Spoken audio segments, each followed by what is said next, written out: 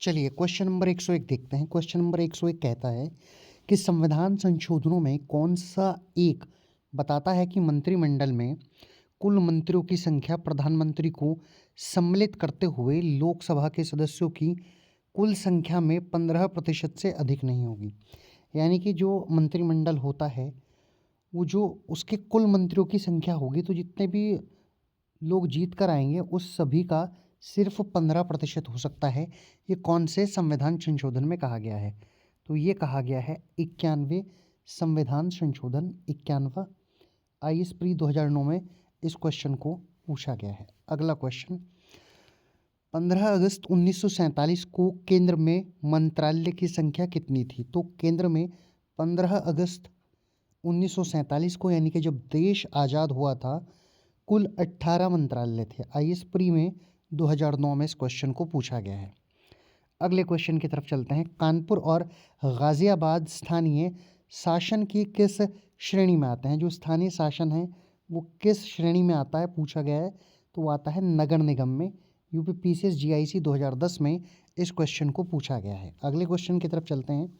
उत्तर प्रदेश में जिला पंचायत का अध्यक्ष किन के मध्य से निर्वाचित होता है?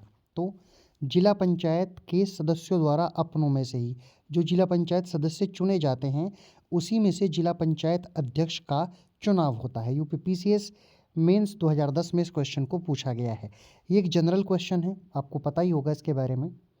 क्वेश्चन नंबर 105 की तरफ चलते हैं।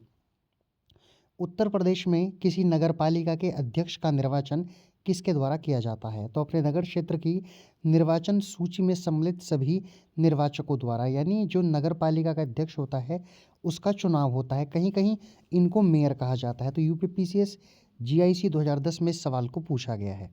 अगले क्वेश्चन की तरफ चलते हैं। कौन सा एक प्राधिकरण किसी राज्य के राज्यपाल को उस विशेष राज्य की पंचायतों द्वारा विनियोजित हो सकने वाले करों, यानी कि टैक्सेस और शुल्क के निर्धारण के सिद्धांत के विषय में संस्तुति करता है? तो कौन करता है? राज्य वित्त आयोग संस्तुति करता है। ये क्वेश्चन आईएएस के प्री में पूछा गया है 2010 में। अगले क्वेश्चन की तरफ चलते हैं। केंद्रीय मंत्रिमंडल के त्यागपत्र देने के उपरांत कौन एक सही स्थिति नहीं है? राष्ट्रपति शासन लागू हो जाएगा, ये एक सही स्थिति नहीं है यदि केंद्रीय मंत्रिमंडल त्यागपत्र दे देता है। यूपी पीसीएस मेंस 2010 में क्वेश्चन को पूछा गया है। अगले क्वेश्चन की तरफ चलते हैं। कार्यपालिका शक्तियों से तात्पर्य क्या है? तो कार्यपालिका जो है वो नीति क्रियान्वयन से है। नीति बनेगी, उसका क्रियान्वयन जो कराएगा वो कौन कराएगा? कार्यपालिका कराएगी। कार्यपालिका की जो शक्तियां हैं वो कराएंगे। यूपी पीसीएस जीआईसी 2010 में इस क्वेश्चन को पूछा गया है। आगे चलते हैं। राष्ट्रीय विकास परिषद के क्षेत्राधिकार में कौन विषय शामिल हैं? उत्तर है राष्ट्रीय योजना की उन्नति पर चर्चा करती है, राष्ट्रीय योजना के उद्देश्यों की प्राप्ति के उपाय सुझाती है और राष्ट्रीय योजना निर्माण हेतु दिशा निर्देश प्रदान करती है। यूपी पीसीएस मेंस 2010 में इस क्वेश्चन को पूछा गया है। अगले क्वेश्चन की तरफ चलते हैं। सर्वोच्च न्यायालय के उस मंडल में जो सर्वोच्च न्यायालय में जहाँ की नियुक्ति की अनुशंसा से संबंधित है में सर्वोच्च न्यायालय के मुख्य न्यायाधीश के अतिरिक्त कुछ अन्य वरिष्ठ न्यायाधीश होते हैं।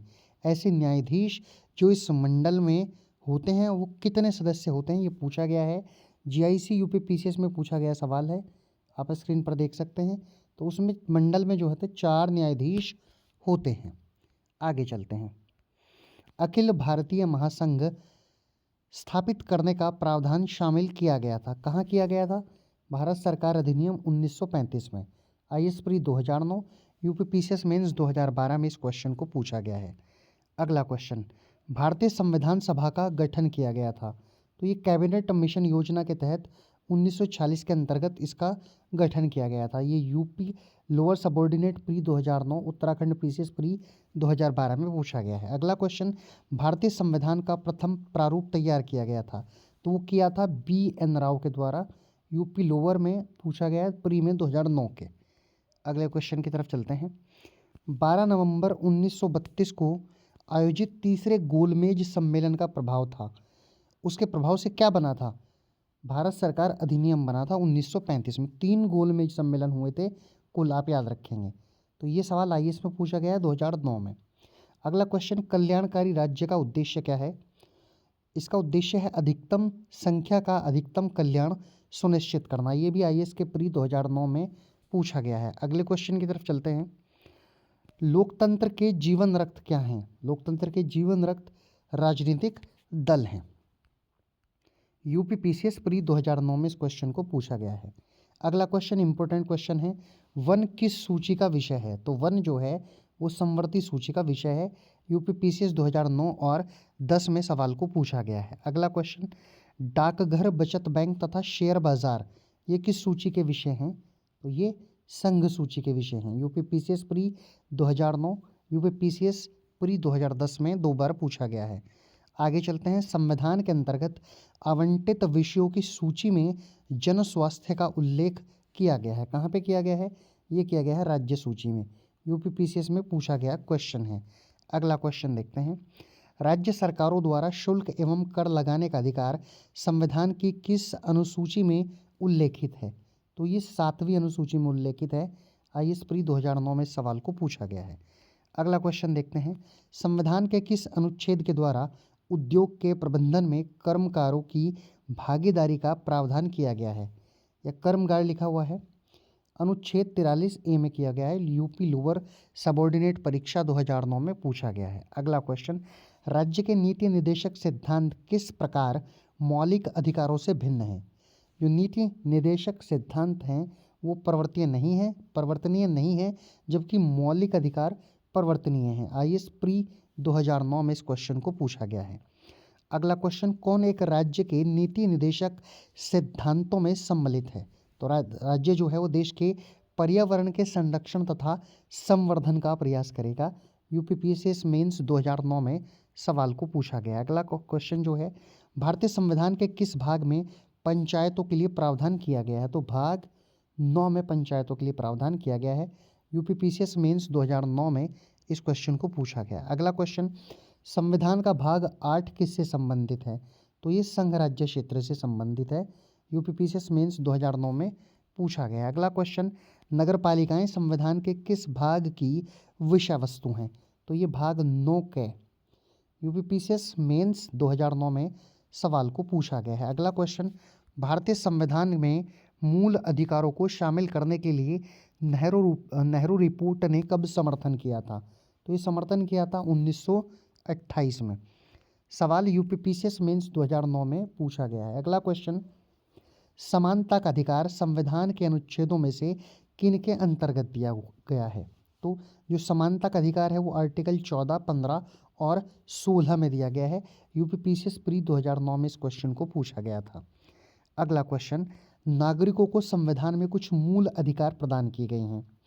इन अधिकारों के साथ संविधान द्वारा कुछ कर्तव्य भी बताए गए हैं जिनका उल्लेख मिलता है। आपको ये बताना है कि जो मूल कर्तव्य हैं वो कहाँ पर हैं। तो मूल कर्तव्य भाग 4 कै में और अनुच्छेद 51 कै में दिए गए हैं। यूपीपीसीएस मेंस 2009 में क्वेश्चन को पूछा गया था। अगला क्वेश्चन, भारत का राष्ट्रपति अपना त्यागपत्र किसको सौंपता है?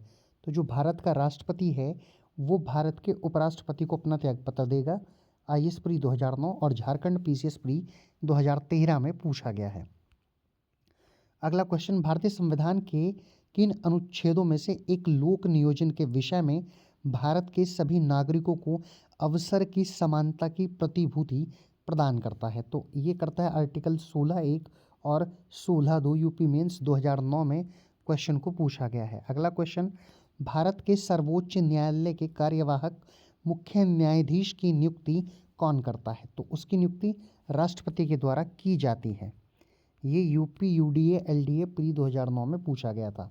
अगला क्वेश्चन, सितंबर 2003 में किस न्यायालय के एक निर्णय से भारतीय समाज में महिलाओं की स्थिति प्रतिष्ठित हुई है? तो भारत का सर्वोच्च न्यायालय के आदेश से। और यूपीपीसीएस जे प्री 2009 में इस क्वेश्चन को पूछा गया है। अगला क्वेश्चन, भारत में कौन एकमात्र राज्य है जहां एक समान कॉमन सिविल कोड लागू है? तो वो है गोवा। यूपीपीसीएस मेंस 2009 में पूछा गया क्वेश्चन है।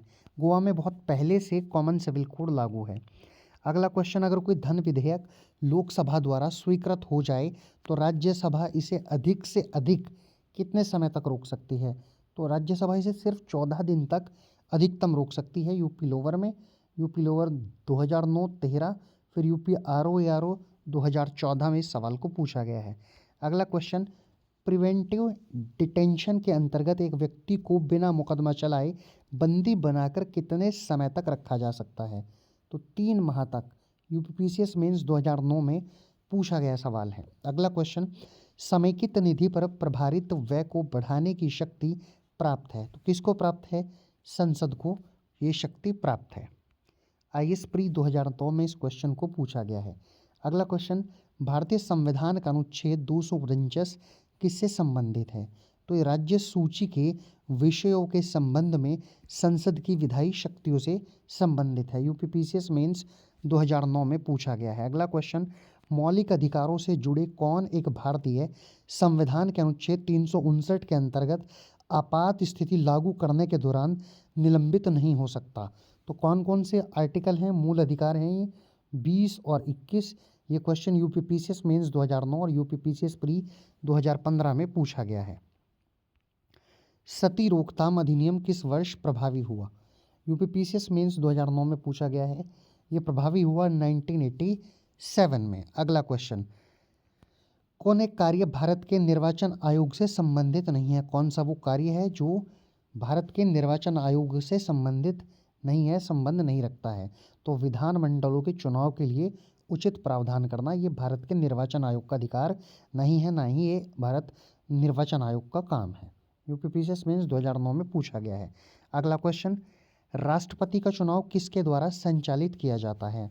तो भारत का निर्वाचन आयोग जो है उसके द्वारा राष्ट्रपति का चुनाव जो है वो संचालित किया जाता है। यूपीपीसीएस मेंस 2009 में इस क्वेश्चन को पूछा गया है। अगला क्वेश्चन, सांसदों की अयोग्यता संबंधी विवाद का कौन निर्णय देता है? तो निर्वाचन आयोग के परामर्श से राष्ट्रपति अयोग्यता पर फैसला लेते हैं, निर्णय देते हैं। आगे चलते हैं। ये क्वेश्चन यूपीपीसीएस मेंस 2009 में पूछा गया था। अगला क्वेश्चन, न्यायालय द्वारा अपराधी घोषित किए गए व्यक्ति को चुनाव लड़ने के लिए अयोग्य करार देने का निर्णय किसके द्वारा किया गया है? तो ये निर्णय किया गया है संसद के द्वारा। आईएएस प्री 2009 में इस क्वेश्चन को पूछा गया है। अगला क्वेश्चन, भारतीय राष्ट्रीय कांग्रेस में राष्ट्रीय शब्द किससे प्रभावित था? इंपॉर्टेंट क्वेश्चन, ये क्वेश्चन आपसे पूछा जा सकता है। तो ब्रिटिश शासन के विरुद्ध प्रतिक्रिया से संबंधित था जो राष्ट्रीय शब्द था। यूपी लोअर सबऑर्डिनेट प्री 2009 में इस क्वेश्चन को पूछा गया है। अगला क्वेश्चन, इंडिपेंडेंट लेबर पार्टी का संस्थापक कौन था? तो वे थे BR अम्बेडकर। यूपी लोअर में पूछा गया, 2009 में सवाल है। अगला क्वेश्चन देखते हैं, संविधान का प्रथम संशोधन जो वर्ष 1951 में पारित हुआ वो किससे संबंधित था? वो संबंधित था कुछ राज्यों में किए गए कृषि व कृषि भूमि संबंधी सुधारों के संरक्षण से।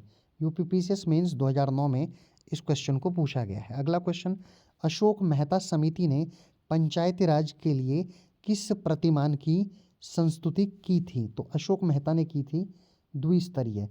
और यूपी लोअर में पूछा गया 2009 का एक क्वेश्चन है। आपसे मैं एक क्वेश्चन कमेंट बॉक्स में आप जरूर लिखिएगा कि किसने त्रिस्तरीय सुविधा को, एक त्रिस्तरीय जो पंचायती राज के लिए व्यवस्था है उसको जो है किस व्यक्ति के द्वारा संस्तुति दी गई थी, आपको लिखना है कमेंट बॉक्स में। आगे चलते हैं। ये सवाल बीपीएससी प्री 2011 में पूछा गया था। 149वां क्वेश्चन देखते हैं, शांत घाटी आंदोलन का संबंध किससे है? तो ये आंदोलन जो था बाबा आमटे वन्यजीव संरक्षण तथा नर्मदा बचाओ आंदोलन से। यूपी लोअर सबऑर्डिनेट 2009 में इस क्वेश्चन को पूछा गया है। अगला क्वेश्चन, यदि पंचायत भंग होती है तो किस अवधि के अंतर्गत निर्वाचन होंगे, यानी दोबारा चुनाव होंगे? यदि कोई पंचायत भंग हो जाती है तो 6 माह के अंदर चुनाव होंगे। आईएएस प्री 2009 में इस क्वेश्चन को आपसे पूछा गया है।